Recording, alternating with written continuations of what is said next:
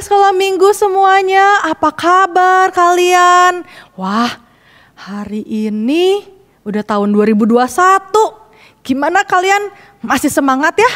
Lause tahu deh, kalian kan baru masuk kan 1 minggu sekolah. Walaupun masih online tapi tetap semangat, 2021 tetap semangat. Nah, Lause ada di taman nih adik-adik, segar banget rasanya. Wah, kalau berbaring di sini kayaknya lebih enak. Tapi kalau Lause berbaring seperti itu, Lause jadi ingat sama satu lagu. Kalian tahu nggak lagu Tuhan adalah Gembalaku?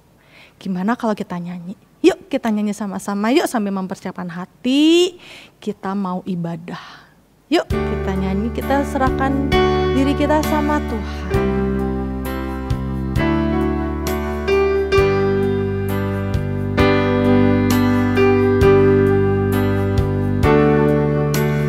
Tuhan adalah Gembalaku, takkan kekurangan aku.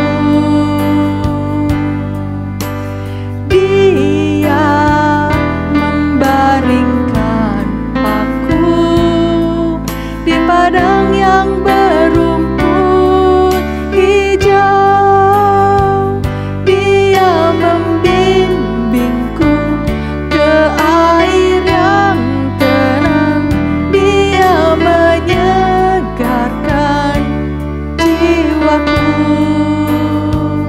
Dia menuntunku ke jalan yang benar, oleh karena namanya. Sekalipun aku berjalan dalam lembah kegelapan,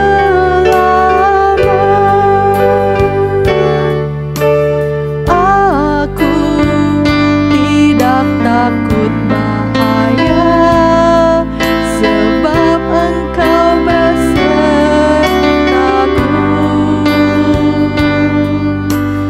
Gadamu dan tongkatmu, itulah yang menghibur aku.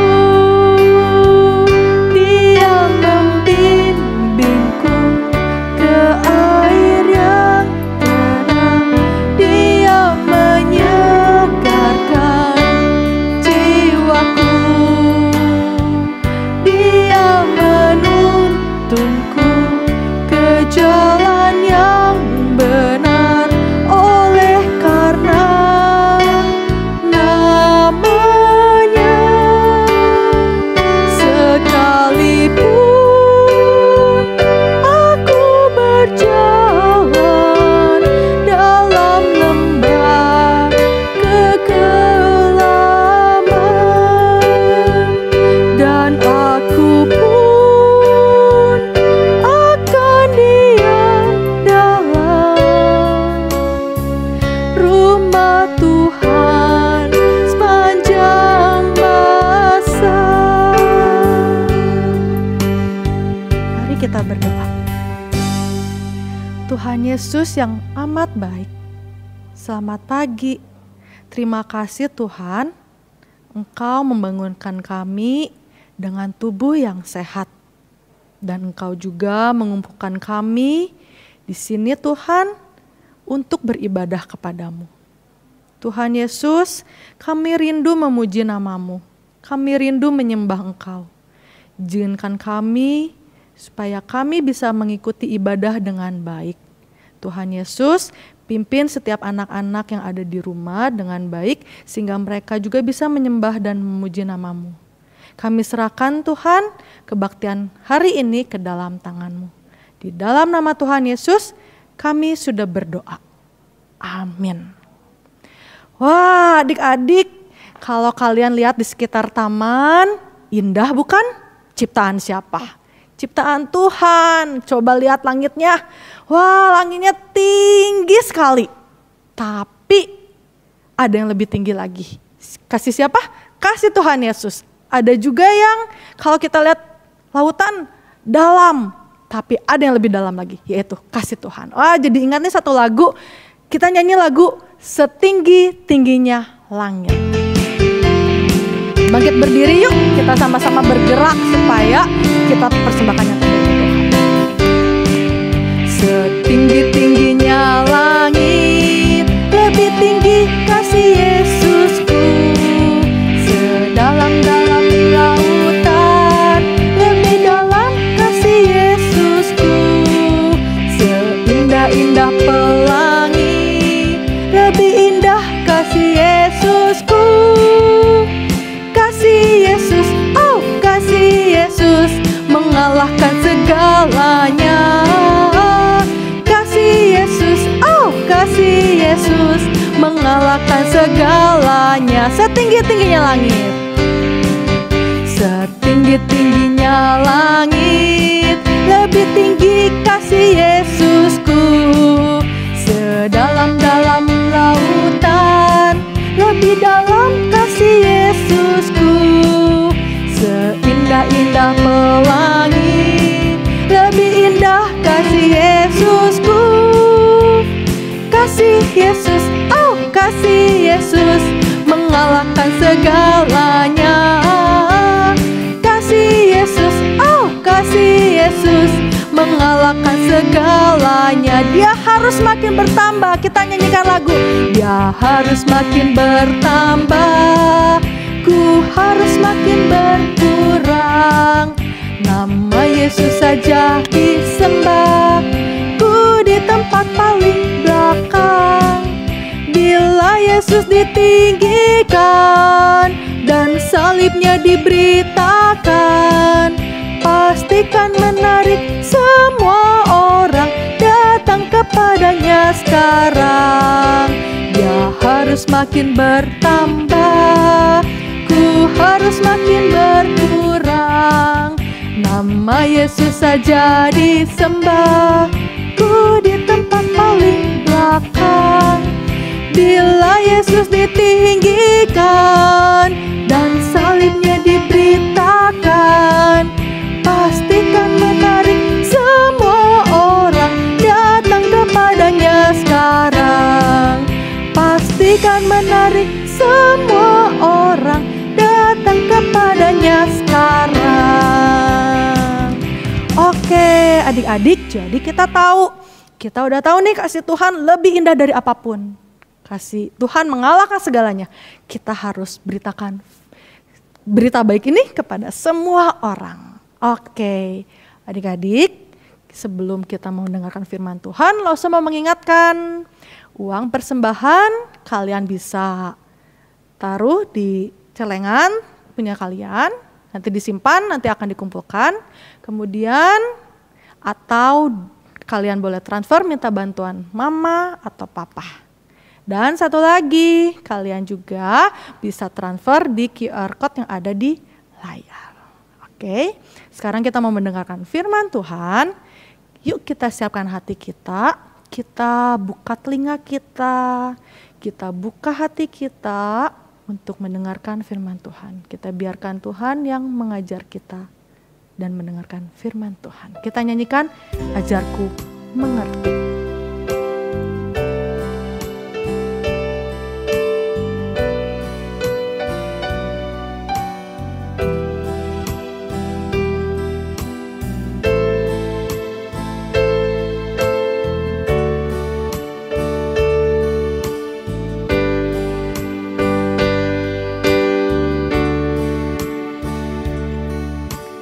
Bapakku datang kepada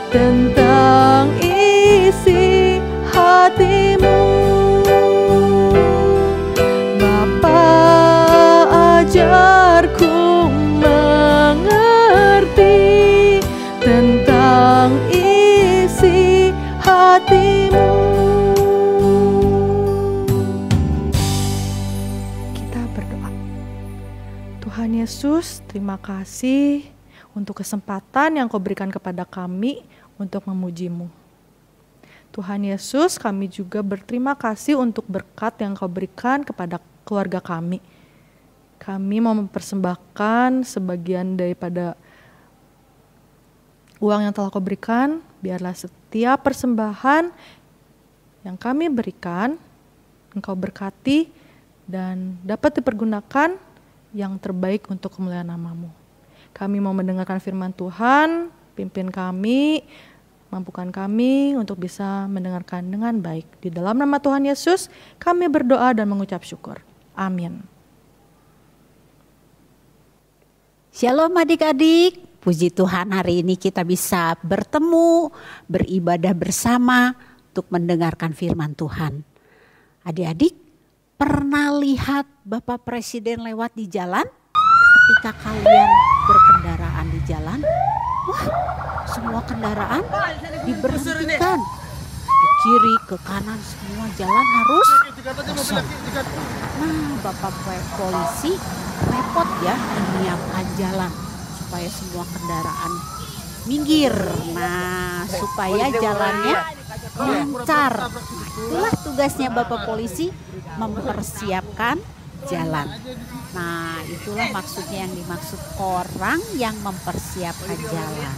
Hari ini kita juga mau mendengar sebuah kisah seorang yang ditugaskan Tuhan untuk mempersiapkan jalan. Siapakah itu? Ayo kita dengar kisahnya. Imam Zakaria dengan Elisabeth, istrinya yang sudah tua, yang setia berdoa meminta dikaruniai anak oleh Tuhan. Dan Tuhan mendengar doa mereka dan membuat keajaiban, yaitu membuat Elisabeth yang sudah tua itu bisa mengandung dan melahirkan seorang anak laki-laki. Anak-anak, ada yang tahu siapa nama anak itu? Betul, Yohanes. Nah, sekarang kita mau belajar mengenai kisah Tuhan melalui hidup Yohanes Pembaptis.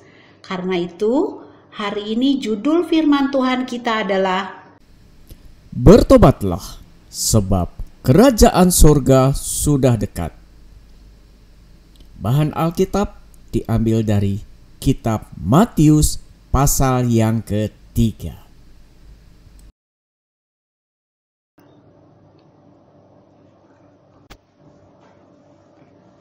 Ayo anak-anak, kita mulai ceritanya.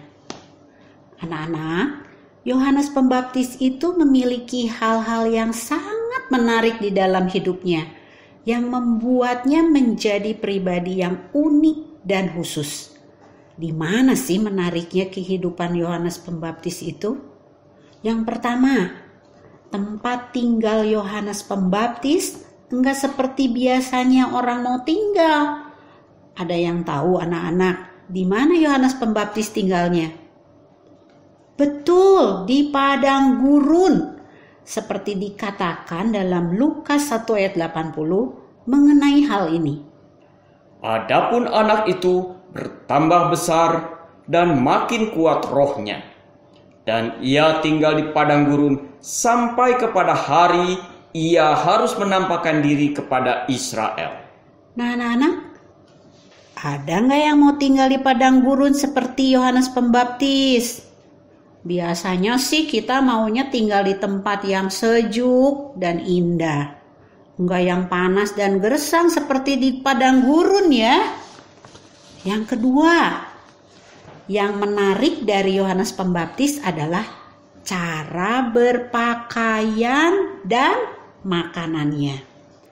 Ada yang tahu seperti apa cara berpakaian dan makanannya? Betul sekali, Yohanes Pembaptis memakai jubah bulu unta. Ikat pinggangnya dari kulit dan makanannya belalang serta madu hutan.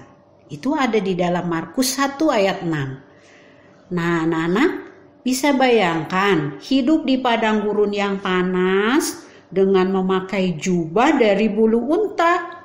Wah, pasti gerah sekali ya. Tapi itulah Yohanes Pembaptis. sangat unik dan menarik.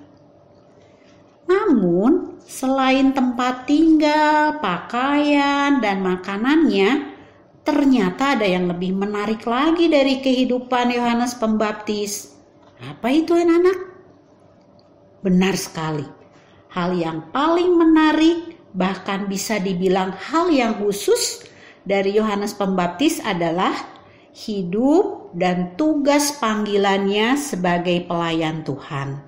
Seperti apa itu? Mari kita lihat. Anak-anak, tahukah kalian, ternyata kelahiran Yohanes Pembaptis itu sudah dinubuatkan berabad-abad sebelumnya oleh Tuhan melalui Nabi Yesaya. Nabi Yesaya bernubuat, katanya, ada suara yang berseru-seru di padang gurun. Persiapkanlah jalan untuk Tuhan, luruskanlah jalan baginya. Setiap lembah akan ditimbun, dan setiap gunung dan bukit akan menjadi rata. Yang berliku-liku akan diluruskan, yang berlekuk-lekuk akan diratakan. Dan semua orang akan melihat keselamatan yang dari Tuhan. Apa yang dinubuatkan Nabi Yesaya ini, anak-anak, merujuk pada kehidupan dan tugas panggilan Yohanes Pembaptis, yaitu sebagai pribadi yang akan mempersiapkan hati orang-orang agar siap dan menyambut bagi kedatangan Tuhan yang akan menyelamatkan manusia yang berdosa, yaitu Yesus Kristus. Satu tugas yang sangat penting dari Tuhan. Inilah hal yang paling menarik dan khusus dari Yohanes Pembaptis. Dan Yohanes Pembaptis setia pada tugas panggilannya itu. Hidupnya dipakai untuk menobatkan orang-orang agar kembali kepada Tuhan, yaitu dengan cara meminta orang-orang dibaptis. Karena itulah pula dia disebut Yohanes Pembaptis. Anak-anak tahu apa itu dibaptis? Ya, betul. Baptis adalah lambang bahwa kita bertobat dan mau menjadi umat kepunyaan Tuhan. Karena itulah maka Yohanes Pembaptis pergi kemana-mana di seluruh daerah Sungai Yordan dan menyampaikan berita dari Allah. Yohanes berseru, bertobatlah dari dosa-dosamu dan kamu harus dibaptis supaya Allah mengampuni kamu. Banyak orang datang kepada Yohanes untuk dibaptis. Yohanes berkata kepada mereka, hai kalian semua orang berdosa, siapa yang mengatakan bahwa kamu dapat luput dari hukuman Allah yang akan datang? Tunjukkanlah dengan perbuatan bahwa kamu sudah bertobat dari dosa-dosamu. Jangan kata bahwa kamu akan diselamatkan Allah hanya keturunan Abraham. Ingat, dari batu-batu ini pun Allah sanggup membuat keturunan untuk Abraham. Kapak sudah pohon sampai ke akar-akarnya. Setiap pohon yang tidak menghasilkan buah yang baik akan ditebang dan dibuang ke dalam api. Lalu orang-orang yang mendengar Yohanes Pembaptis berkata, apa yang harus kami perbuat? Yohanes Pembaptis menjawab, kalian harus saling mengasihi. Jika kalian yang mempunyai 2 helai baju harus memberikan sehelai kepada yang tidak punya, dan kalian yang mempunyai makanan harus juga mau berbagi makananmu. Nah, anak-anak, waktu itu ternyata banyak juga pemungut cukai dan prajurit yang datang mendengarkan Yohanes Pembaptis. Para pemungut cukai bertanya, kalau orang seperti kami ini, apa yang harus kami buat? Lalu Yohanes Pembaptis menjawab, kerjakan tugasmu dengan penuh kasih. Janganlah kalian menagih lebih banyak dari apa yang sudah ditetapkan.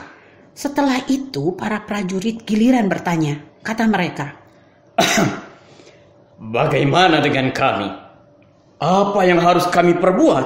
Yohanes Pembaptis menjawab, kerjakan juga tugasmu dengan penuh kasih. Jangan memeras siapapun.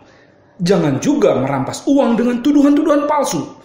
Cukupkanlah dirimu dengan gajimu. Anak-anak, orang-orang sangat takjub pada apa yang diajarkan oleh Yohanes Pembaptis. Dan Yohanes Pembaptis menjadi terkenal waktu itu. Banyak orang mengikutinya. Karena itu, para penguasa Yahudi di Yerusalem menyuruh imam-imam dan orang-orang Lewi pergi kepada Yohanes Pembaptis dan menanyakan kepadanya, "Siapakah kamu ini? Apakah kamu ini Mesias yang dijanjikan itu?" Saya bukan Mesias yang dijanjikan itu. "Kalau begitu, siapakah kamu sebenarnya? Apakah engkau ini Elia? Atau engkau nabi yang akan datang itu?" Aku bukan Mesias. Aku juga bukan Elia. Aku hanya orang yang akan mempersiapkan jalan bagi kedatangan Mesias. Aku membaptis kali dengan air. Tetapi ia yang lebih berkuasa daripadaku yang akan datang itu. Bahkan untuk membuka tali kasutnya pun, aku tidak layak. Ia akan membaptis kalian dengan Roh Kudus dan dengan api. Alat penampi sudah di tangannya untuk membersihkan tempat pengirikannya dan untuk mengumpulkan gandum-gandumnya ke dalam lumbungnya. Tetapi debu jerami itu akan dibakarnya dalam api yang tidak terpadamkan. Anak-anak, suatu kali datanglah Yesus dari Galilea ke Sungai Yordan. Di sana Yesus datang pada Yohanes Pembaptis dan minta dibaptis. Yohanes Pembaptis menjadi terkejut dan mencoba menolak permintaan Yesus dan berkata, Akulah yang seharusnya dibaptis oleh engkau, dan sekarang malah engkau yang datang kepadaku. Lalu Yesus menjawab, katanya kepadanya, "Biarlah hal itu terjadi, karena demikianlah sepatutnya kita menggenapkan seluruh kehendak Allah." Dan Yohanes Pembaptis pun taat dan menurutinya, lalu membaptis Yesus. Sesudah dibaptis, Yesus segera keluar dari air, dan pada waktu itu juga langit terbuka dan ia melihat Roh Allah seperti burung merpati turun ke atasnya.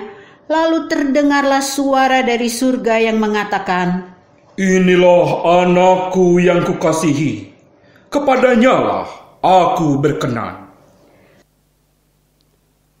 Nah adik-adik, Yohanes Pembaptis menyiapkan hati orang-orang ketika itu untuk bertobat dan menyambut kedatangan Tuhan Yesus.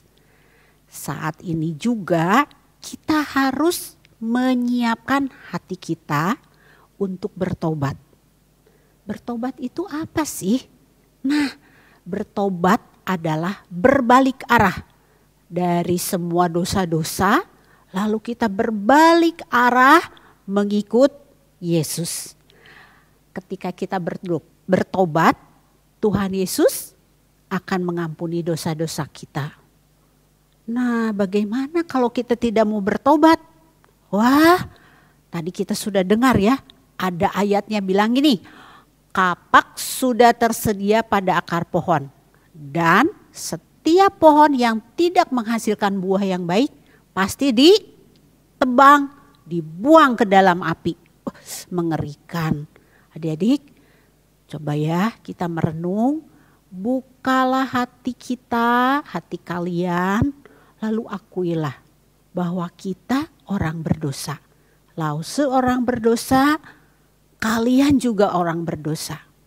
Orang berdosa memerlukan juru selamat. Sekaranglah kita waktunya mau menerima Tuhan Yesus sebagai juru selamat hidup kita. Nah, seperti ada tertulis di dalam ayat. Nah, ayat hafalan kita hari ini diambil dari 1 Yohanes 1 ayat 9.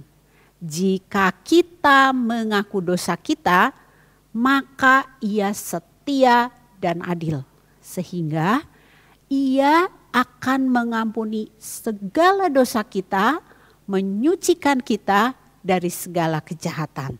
Kita ulangi ya, pelan-pelan.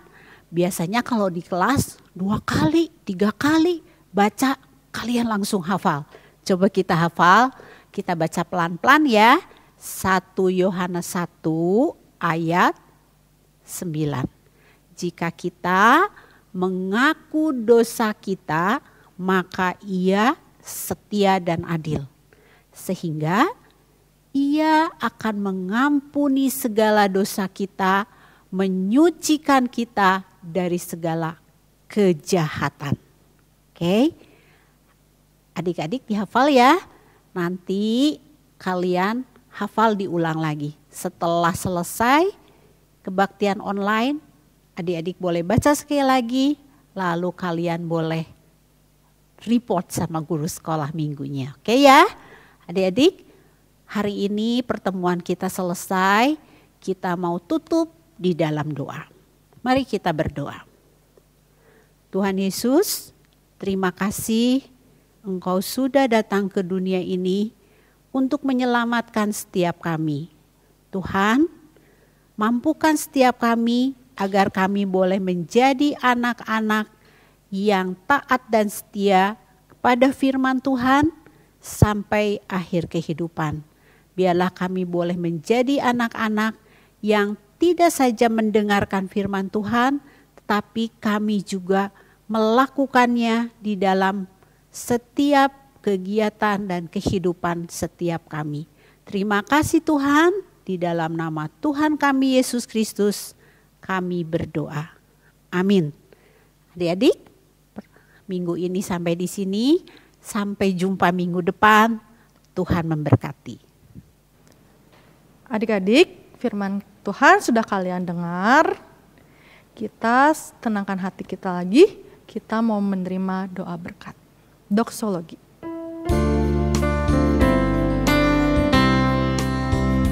Puji Allah, puji Sang Penebus,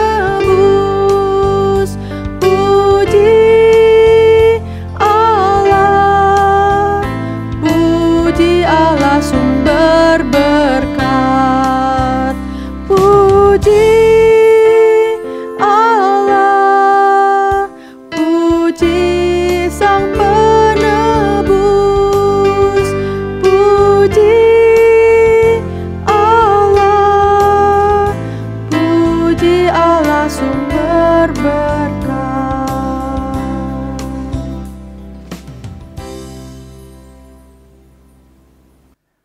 Anak-anak sekalian, arahkanlah hatimu dan terimalah berkat dari Tuhan.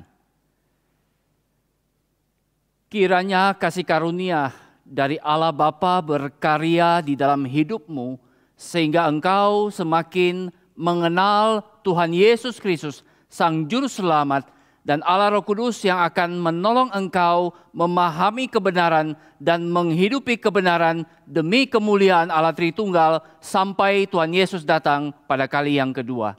Amin.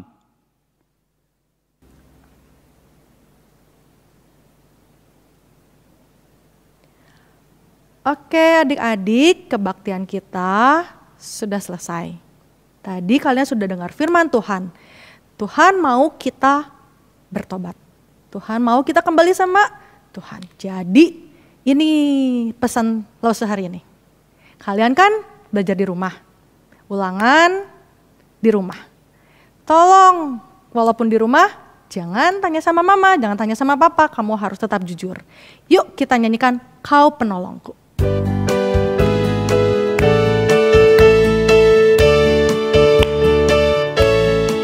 Ku kejar cita-citaku, ku tekun dalam doaku, ku taruh harapanku pada Yesusku, karena Dia penolongku. Takkan ku lelah, sekolah tiap hari takkan ku lengah, belajar tiap kali karena ku tahu Ku sanggup melakukan karena Yesus penolongku. Ku kejar cita-citaku, ku tekun dalam doaku, ku taruh harapanku pada Yesusku, karena Dia penolongku. Tiba ulangan, tak pakai contek-contek. Tiba ulangan, tak pakai tanya-tanya. Sebab ku tahu, ku sanggup melakukan karena Yesus penolongku. Sampai jumpa minggu depan.